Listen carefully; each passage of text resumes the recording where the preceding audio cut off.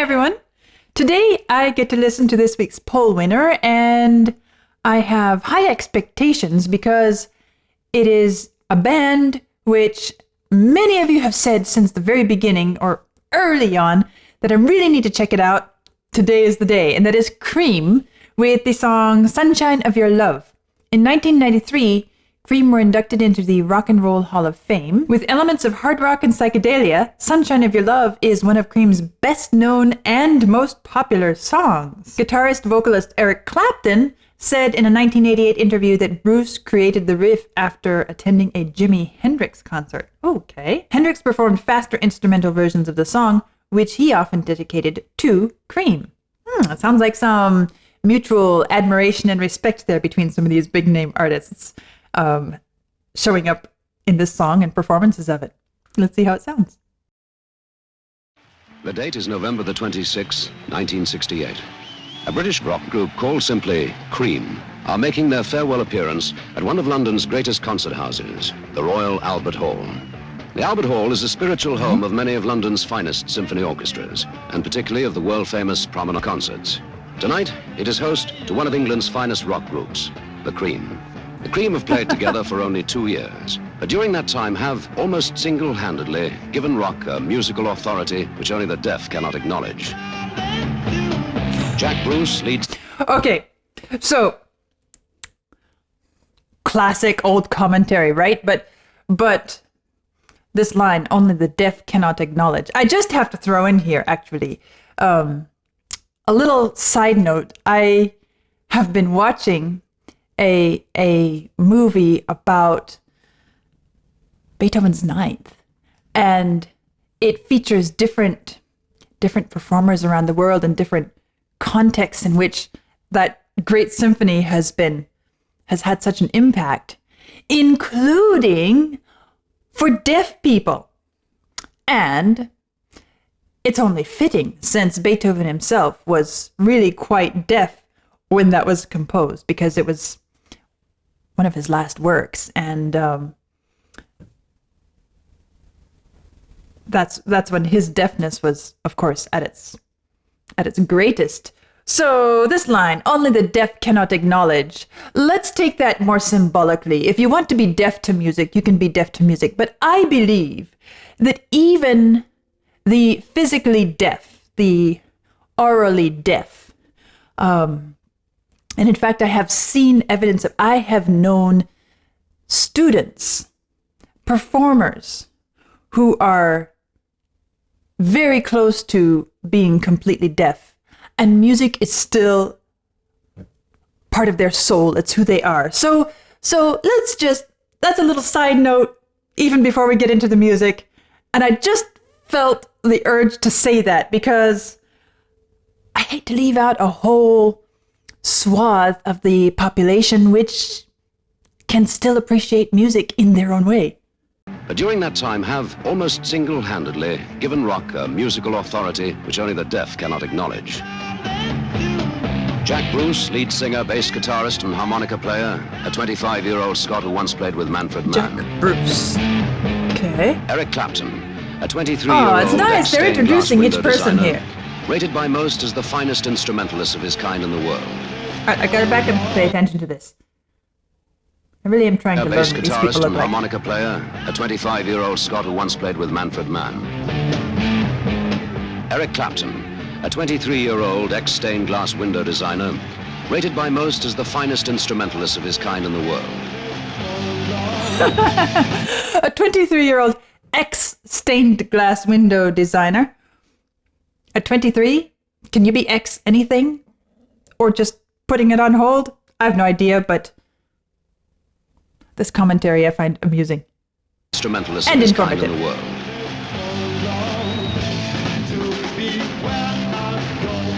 And Ginger Baker, a 29-year-old Cockney, a legend, even amongst other drummers. Baker. 2 years ago, each was the other's favorite performer. So it was inevitable that they should join forces.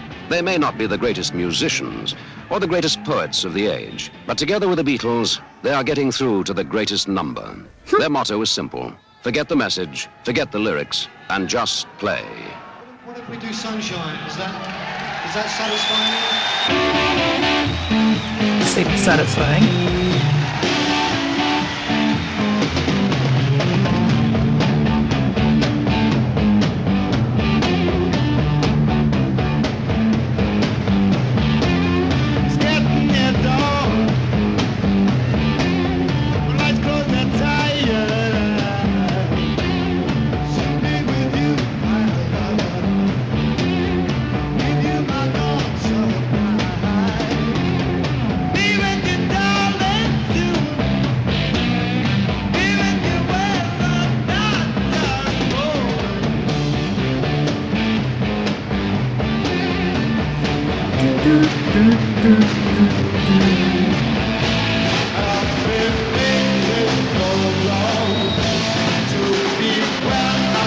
Listen to those clattering drums.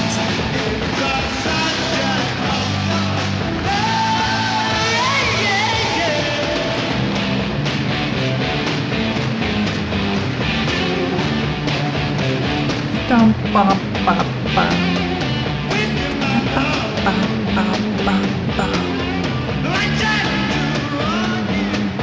Really is quite a catchy riff.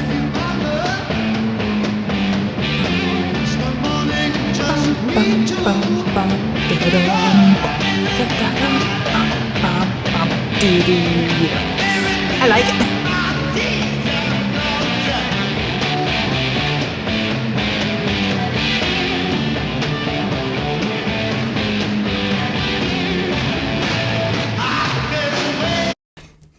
And as I'm listening to the riff and knowing that it was perhaps inspired from a Jimi Hendrix concert, I can't help but wonder. Okay, he attends a whole Jimi Hendrix concert, right? And I'll probably never know. Probably nobody will ever know. But I'm awfully curious. Was it just something that came to him after that concert? Or was it something that maybe it wasn't, it came out of Hendrix himself, in the course of the concert. Maybe it was a little snippet of some phrase or line or something. Or maybe he was more trying to capture the mood, because there is a sort of, well, I haven't listened to that much Jimi Hendrix, but the Jimi Hendrix I have heard does have that sort of intense and pushing towards the I don't know. It's crazy. It's angular. It's dark. There's a thickness to it. I guess I would say a thickness and tonal intensity. Da da da dum bum bum bum da da dum. I mean, it's a great line, and I wonder if he was just trying to capture the essence of the concert, or it's just something that after hearing that concert he's all excited and he says, this is what came to me afterwards. These little details, they're not that important, but for me, they are fun to think about and try to imagine, what could it be? How did that, because of course all the information we have is, at least here, is that he created it after attending a Jimi Hendrix concert. That's all. So there's room for us to kind of imagine scenarios, and how did the inspirational process, how did the creative process happen, and what were the things that actually brought it to where it is? Let's keep listening.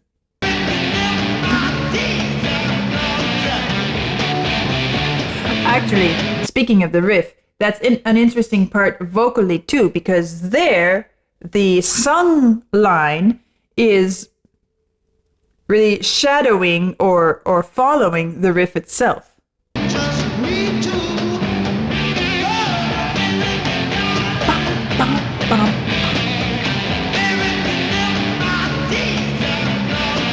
Yeah, so it's almost like the voice is singing the riff too, in a way.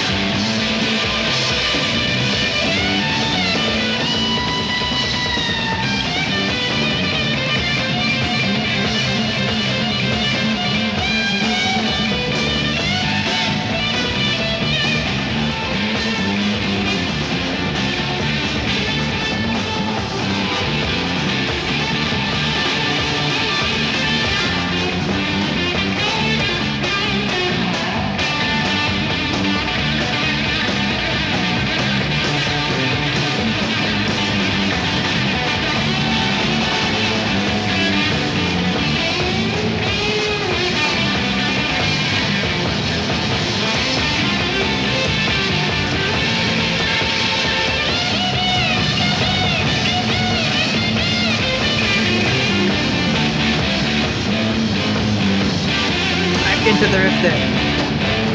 Here it comes, here it comes, here it comes. Woo! That's quite a guitar solo. You know, I'm realizing something. And that is that I really haven't seen, okay, I've listened to a couple Eric Clapton pieces and I've encountered him in connection to some other bands like the Beatles along the way. But watching this, I'm realizing that my image of Eric Clapton and his music, his artistic output, his musical output is I still have a lot to fill in, a lot to color in, because I'm realizing somehow when I hear Eric Clapton's name, I don't associate him with this sort of intense, strong playing. I think of him as more lyrical, melodic, and it's true that much of what I've heard of his playing has been either little guitar additions to other bands or his solo work, which is most of what I've heard is somehow I have this image of him as a much gentler musical style. And looking at this, I'm realizing he really does have some fire in him too. And I guess I'm excited about the fact that I've still got some exploring to do with him as well as Cream, of course. And it's going to be fun to see how that grows over time.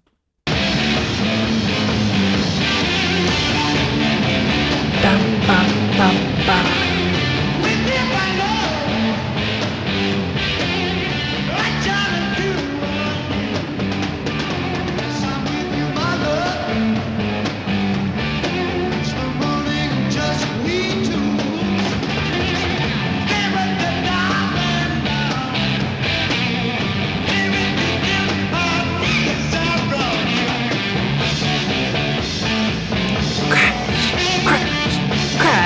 Like that.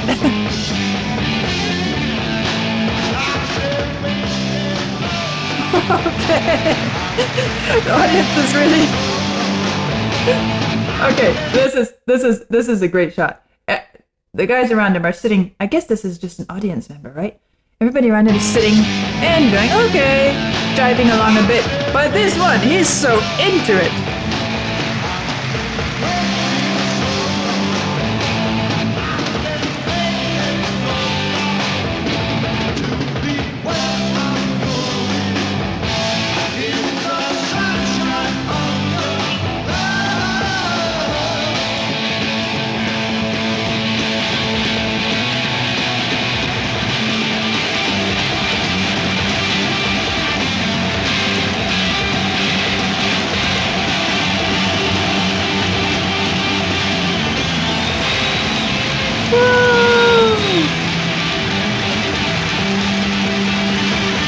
listen to the drums and the guitar?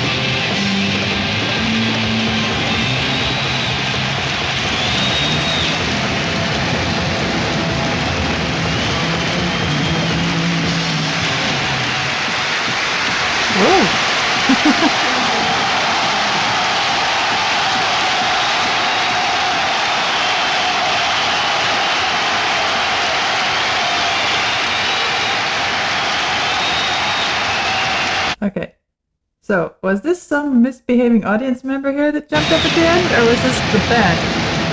Hold on. I guess it's the audience jumping up there.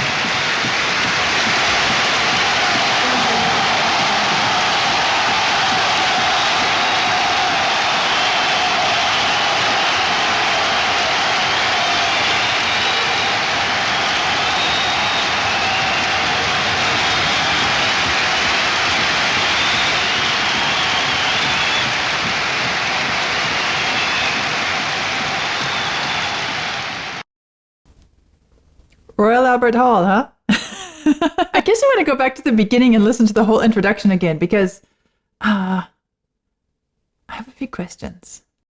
The date is November the 26th, 1968. Okay. A British rock So this group. is 68. So this is still Beatles era, right? And Royal Albert Hall, I guess the Beatles performed there as well, right? So here's another rock group performing in the same place. All right. Called simply Cream, are making their farewell appearance at one of London's Oh greatest yes, concert farewell houses, appearance. What does it mean by farewell appearance? Is it the Royal Albert their Hall. final The Albert Hall is a spiritual concert home as a of many band? of London's finest symphony Or orchestras, is it and particularly of the world-famous farewell Palmer to tour? concerts. I don't know. Tonight, it is host to one of England's finest rock groups, the Cream. The Cream have played together for only 2 years, but during that time have almost single-handedly given rock a Farewell musical authority concert. which only the deaf cannot I acknowledge. guess I'll have to look that up because Jack Bruce, lead singer, bass guitarist, and harmonica player, a 25-year-old Oh, man, I got it mixed Scot who up. once played why was I thinking that it was Clapton singing? I already got it mixed up. Okay, so Jack Bruce was the singer. single-handedly given rock a musical authority. See, this which is only what the deaf this is what cannot happens when acknowledge. I Jack don't know the Bruce, faces lead well singer, enough. bass guitarist, and harmonica player, a 25-year-old Scot who once played with Manfred Mann. So he's the bassist and the Eric singer. Clapton, a 23-year-old ex-stained glass window designer, rated by most as the finest instrumentalist of his kind in the world. And of course he's guitar. And Ginger Baker, a of 29-year-old course, Cockney, Ginger a legend, Baker. even amongst other drummers. 2 years ago, each was the other's favorite performer. So it was inevitable that So interesting. I really need to know whether this was like the final concert that the band gave together, or is it a farewell concert on for a particular, I don't know, but I almost get the idea that maybe this is their final concert. If it's a farewell concert and they are a British band, so why would they be ending a tour right in their home country? I don't know, but I've got to find that out. But it's interesting to me.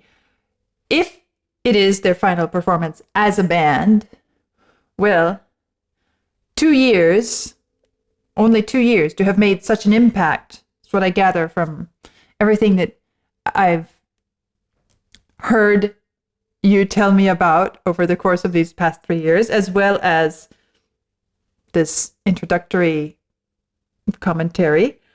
That's even less time than the Beatles, right? And quite a bit less time than the Beatles. And for them to have made such an impression and become so famous and influential as to play in the Royal Albert Hall, in 2 years' time? Pretty significant. Was the other's favorite performer, so it was inevitable that they should join forces. So what I was going back to listen for is the knowledge. backgrounds Jack of each Bruce, lead performer. singer, bass guitarist, and harmonica player, a 25-year-old Scot who once played with Manfred Mann. He's Scott. Eric Clapton, a 23-year-old ex-stained glass window designer, rated by most as the finest instrumentalist of his kind in the world. Okay. And then And Ginger Baker, Ginger a Baker. 29-year-old Cockney, a legend, Cockney. even amongst Okay, so a solidly well,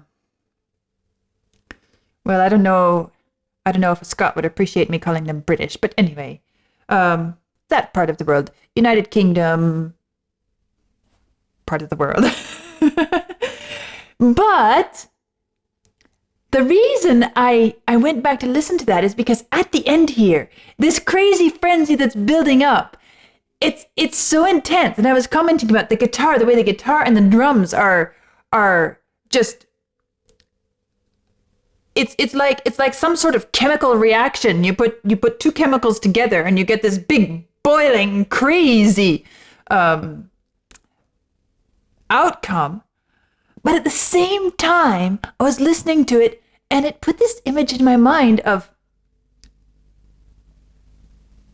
traditional folk Scotch Irish type dancing, where it's all the feet clattering so rapidly and all the fancy footwork and everything.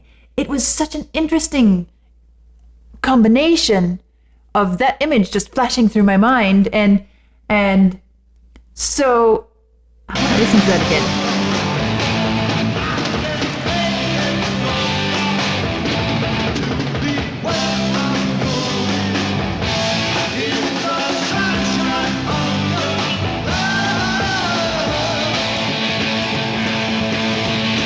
Okay, it starts here.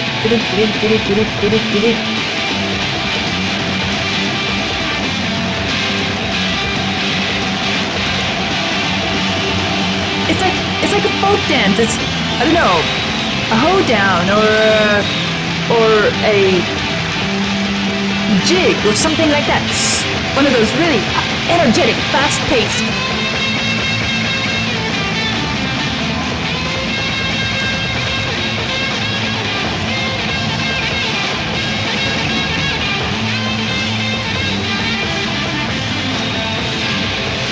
You can even imagine some bagpipes in there or something.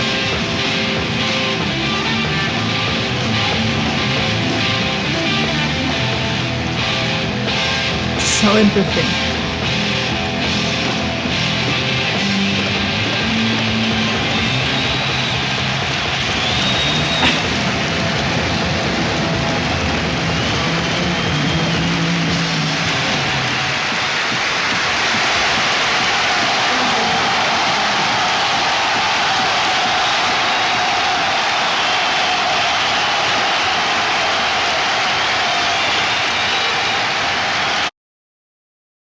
So that's Cream. Well, I have to say that now I feel like I should check out a bit more of their work while this is fresh. This experience is fresh in my mind, especially since, of course, granted, this is a live performance, and it's hard to get the full sonic experience with a live performance. Whereas if I now go and listen to some of their studio productions, that will enhance my experience and everything. But I'm really happy that I watched this and saw this. I'm really trying to get a little bit more strongly connected to who is who, and start to recognize more of the different elements of the rock, should I say, the rock world, the personalities, the different faces, the different styles. And so I'm really glad that I'm glad I went back and got it sorted out. Who's the vocalist? And by the time I got through the piece, I was all turned around on that. So that was good. This has been a lot of fun. Thank you all who voted and chose this for me. You have me inspired and eager to pursue this band a little bit more in the near future. So don't be surprised if some more of Cream shows up somewhere along the way. And I'll see you soon.